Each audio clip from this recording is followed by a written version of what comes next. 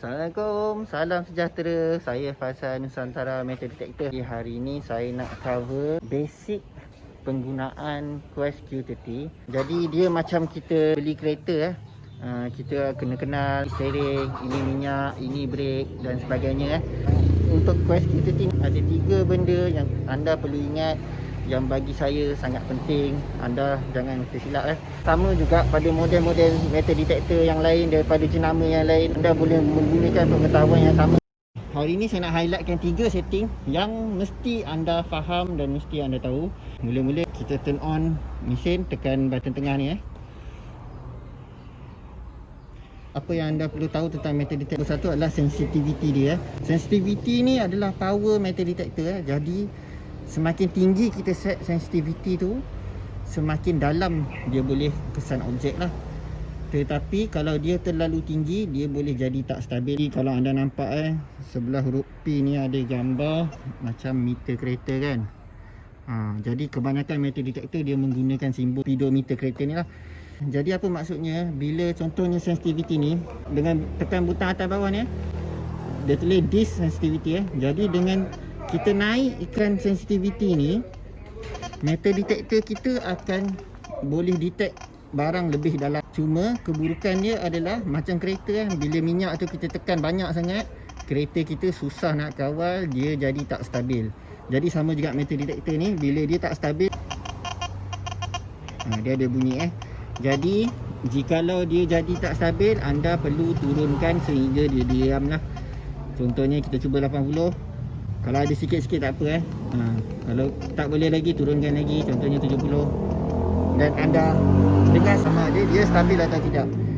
Okey, nombor 2 adalah mode dia. Jadi cara nak tukar mode adalah anda tekan button ni, anda tekan butang atas dia akan ke kanan, dan kalau anda tekan butang bawah dia akan ke kiri. Mode dia ada, jadi park field ni laut lah, dan yang ni untuk cari nugget. Jadi apa beza? Park ni selalunya kawasan, kita bayangkan taman taman ni barang dia selalunya cetek-cetek tetapi banyak sampah. Jadi respon dia set untuk keadaan seperti itulah. Mungkin kuasa pengesanan dia tu tak berapa tinggi, tetapi respon dia lebih pantas lah. Okey, itu mode park. Nombor 2 field Mode field ni macam dalam hutan, dalam kebun Okey, jadi dalam mode ni selalunya pengesanan dia tu lebih kuat, lebih dalam, tapi mungkin respon dia lambat sikit lah.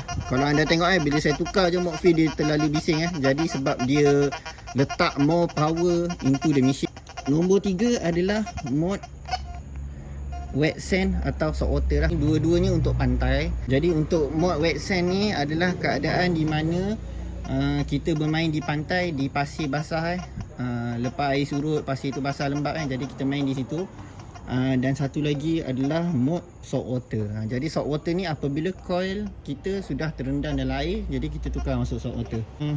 Dan yang keempat adalah goal 1 dan goal 2 Jadi goal 1 dan goal 2 ni lebih kurang sahaja. Cuma saya dapat bezakan yang mana goal 1 ni bila dia kena besi, threshold dia hilang Dan kalau mode 2 ni, bila kena besi, dia akan bagi kita bunyi low tone lah. Low tone tu untuk besi Saya suka mode goal 2. Dia punya bunyi, dia punya tune, dia punya tone, saya suka kat situ Tetapi banyak user dia tak kisah pun dia main dekat kebun ke, ataupun dia main dekat taman ke, pun boleh pakai mode goal 1.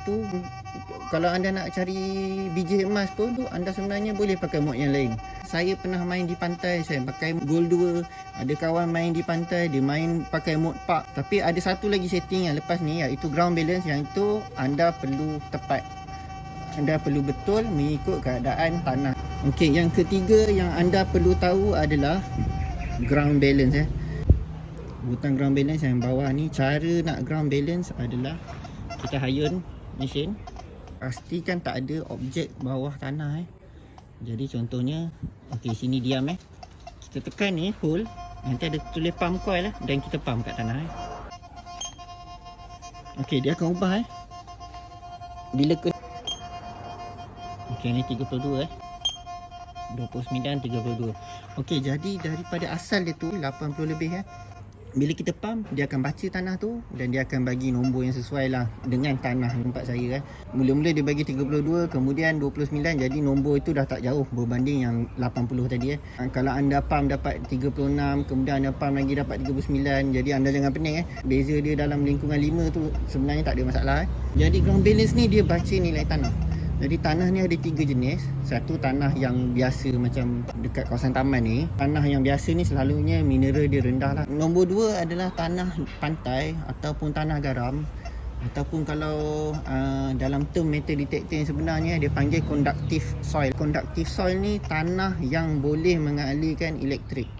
Jadi contohnya air garam kalau anda ingat eksperimen waktu mungkin dah jam 4 dulu kan. Air garam dia boleh menyalakan mentol bila kita celup dia punya terminal positif dan negatif kan. Jadi air garam ni sifat dia sama seperti logam lah. Jadi besi, emas, silver semua boleh mengalirkan elektrik. Jadi contohnya kalau kita tukar mod pantai selalunya nombor conductive ground ni dia lebih kurang belas-belas ke bawah lah.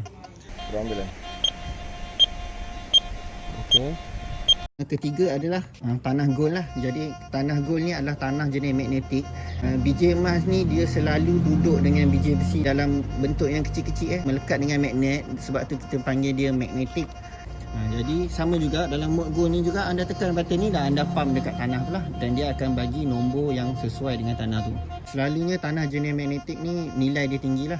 Mungkin lebih kurang 70 ke atas. Tapi tak semestinya dekat tanah magnetik saja ada biji emas. Lagi satu trik pakai metal detector Quest Q30 ni adalah tak semestinya anda di pantai anda perlu pakai mode pantai tetapi anda perlu ground balance pada mode pantai. Okey, contohnya anda sampai di pantai, anda masuk mode pantai dan anda ground balance di pantai. Lepas anda ground balance, anda dapat nombor contohnya 520. Anda boleh tukar mode yang anda suka lah. Anda boleh pakai gold 2, anda boleh pakai park. Anda perlu betul ground balance dia. Lepas anda ground balance pada keadaan betul, anda boleh tukar mode.